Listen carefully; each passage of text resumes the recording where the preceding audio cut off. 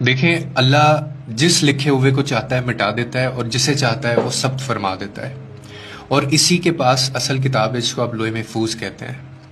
अब हमारा प्रॉब्लम क्या है? अक्सर लोग ये सवाल भी करते हैं। हमारा मसला ये है कि हमारे पास ना सवाल ज़्यादा हो गए हैं और यकीन हमारे पास कम है।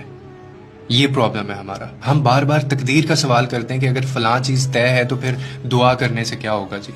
देखें कि आपके रब ने क्या फरमाया, आप उस पर गौर करें कि जिसे चाहता है बदल देता है। और लोहे महफूज के पर्दों में रखने का क्या मकसद है उसको? यानी इनमें से एक मकसद तो वाज़ेह है ना कि उस पर जो लिखा हुआ है वो सिर्फ रब के इल्म में है ताकि इंसानों में सुकून कायम रहे। मैं आपको एक एग्जांपल देता हूँ कि एक माँ को अगर ये मालूम हो जाए कि उसकी औलाद ने फलां दिन को फलां वक्त पर फलां तकलीफ उसको पहुँचने वाली है, तो उसकी क्या हालत होगी। उसके लिए एक एक लम्हा तक तकलीफ नहीं बन जाएगा। तो बहुत सी चीज़ों का पोशीदा होना असल में इंसान के फ़ायदे के लिए ही है। और अल्लाह ताला मज़ीद वादा देते हैं कि देखो कि सब कुछ मेरे इख्तियार में है और मेरे ही हुक्म से लोहे महफूज लिखी गई है और लिखी रहेगी। ठीक है, और मेरे ही हुक्म से ये ख़त्म भी हो सकती है, मैं इसको मिटा भी सकता हूँ। मैं जो चाहूँ लिख दूँ, मैं जो चाहे मैं मिटा दूँ। यानी सब कुछ अल्लाह के इख्तियार में है। और जिसके इख्तियार में है उस रब से हम क्यों राब्ता नहीं करते? हम यहाँ वहाँ भटकते रहते हैं। आप तसल्लियाँ इकट्ठी ना करें लोगों के पास जाके, यकीन के साथ आप तलब तो करें अल्लाह से, क्योंकि दुआ अल्फाज नहीं कैफियत होती है, मैं अक्सर कहता हूँ। और इस कैफियत को दिल पर तारी करें, आपका फ़र्ज़ है ये। दुआ का मांगना ही कबूलियत है, यानी उसके मांगने का जो अंदाज़ है, उसके अंदर मौजूद यकीन, उसका एहसास, वही कबूलियत है।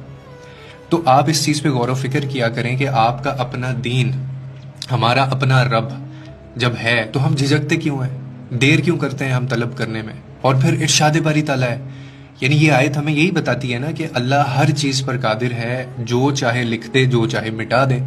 और जो कुछ लोहे महफूज में है वो भी उसी के कब्ज़े कुदरत में है, उसके सिवा कोई इख्तियार नहीं किसी को। हमारा मसला सिर्फ समझ का नहीं, यकीन की कमी का है। हम तकदीर को हुतमी समझकर दुआ को बेमानी समझने लग जाते हैं, हालांकि अल्लाह ने खुद फरमा दिया कि वो तकदीर भी बदल सकता है। जिस रब के पास इख्तियार है तो उससे रुजू करें, हम उसी से मांगें। हम दूसरों से दुआएं लिखवाने, वज़ाइफ लेने और नफ्सियाती तसल्लियाँ लेने हम दूसरों के पास चले जाते हैं, मगर खुद अपने दिल से, खलूस से, यकीन के साथ हम वैसे ही मांगना छोड़ चुके हैं। और फिर हम कहते हैं हमारी दुआएं कबूल नहीं होती। तो हमारा मसला जो है ना वो यकीन की कमी का है असल में।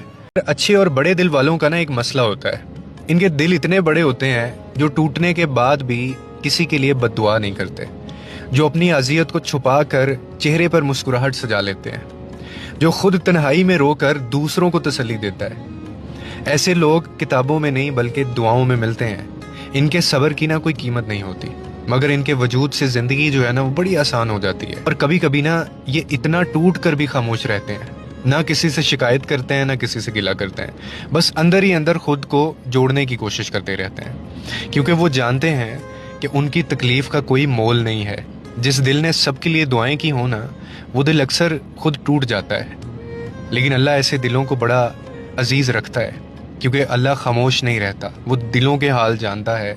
और अच्छे दिल वाले और बड़े दिल वाले जो लोग होते हैं ना, वो अल्लाह को बहुत पसंद होते हैं। ख़ास कर ऐसा बंदा जो खुद टूट कर भी, खुद तकलीफ़ में आकर भी, अजियत में आकर भी किसी दूसरे के लिए बद्दुआ नहीं करता। ऐसे दिल अल्लाह को बड़े लाडले हैं।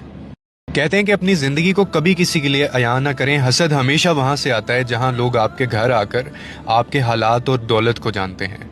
कोई भी आपको नुकसान नहीं पहुँचा सकता जब तक वो आपके घर की तफसीलात ना जानता हो। कोई भी आपके मंसूबों को नाकाम नहीं बना सकता जब तक आप खुद उसे अपना राज ना बता दें। आपका राज आपका कैदी है, लेकिन जैसे ही आप इसे किसी दूसरे के सामने जाहिर करते हैं, आप खुद उसके कैदी बन जाते हैं। बाज़ औक़ात